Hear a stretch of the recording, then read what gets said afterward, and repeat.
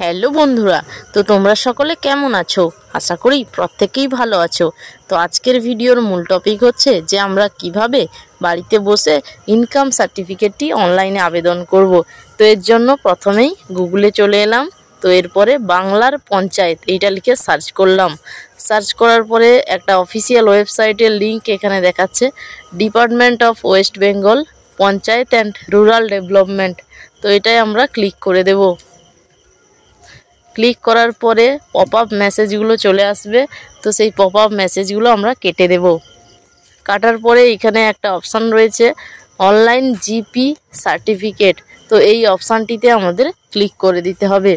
তো এই অপশানটিতে আমরা ক্লিক করে দেব।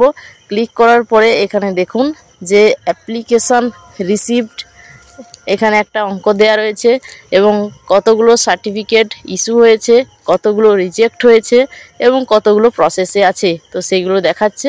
তো আমরা এখানে আমাদের যে ল্যাঙ্গুয়েজটি, তো ইংলিশ সিলেক্ট করে নেব। এখানে কিন্তু তিনটে ল্যাঙ্গুয়েজ অর্থাৎ ভাষা রয়েছে, ইংলিশ, বেঙ্গলি এবং নেপালি। তো এরপরে নিচে রয়েছে application to gram panchayat for certificate. তো এখানে গ্রাম পঞ্চায়েতের জন্য সার্টিফিকেটের জন্য আবেদন করতে পারবো। এবং এখানে কিন্তু residential, character, income, same person, distance, caste authentication এবং আনম্যারিড, এতগুলো কাজের জন্য আমরা বা সার্টিফিকেটের জন্য আমরা আবেদন করতে পারবো। তো এখানে যে পাসপোর্ট সাইজ ফটোটি আমরা আপলোড করব, তো সেটা কিন্তু 100 কেবির মধ্যে হতে হবে এবং অ্যাড্রেস প্রুফ বা আইডেন্টিটি ভেরিফিকেশানের জন্য যে ডকুমেন্টসটি আপলোড করব, সেটা সেই পিডিএফটা 200 MBর মধ্যে হতে হবে। তো এখানে দেয়া রয়েছে যে ডকুমেন্টস হিসাবে আপনারা এতগুলো দিতে পারেন।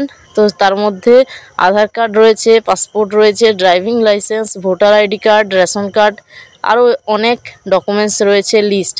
এবং এখানে দেয়া রয়েছে যে আপনারা অ্যাপ্লিকেশান যেটা করবেন তার 7 দিনের মধ্যে এই সার্টিফিকেটটি ইস্যু হবে এবং 6 মাসের ভ্যালিডিটি থাকবে এটার। তো আমরা এখানে চেকবক্স যেটা রয়েছে চেকবক্সে ক্লিক করে প্রসিডে ক্লিক করব এবং ভেরিফিকেশানের জন্য এখানে একটা মোবাইল নাম্বার বসিয়ে জেনারেট ওটিপিতে ক্লিক করে দেব।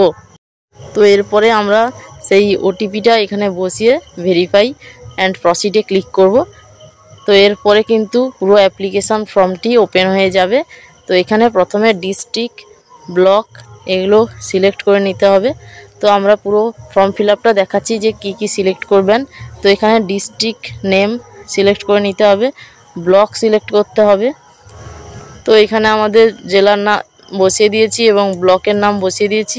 তো এরপর গ্রাম পঞ্চায়েত সিলেক্ট করতে হবে এবং আমাদের যে পঞ্চায়েত প্রধান রয়েছে তার নামটি এখান থেকে সিলেক্ট করে নিতে হবে।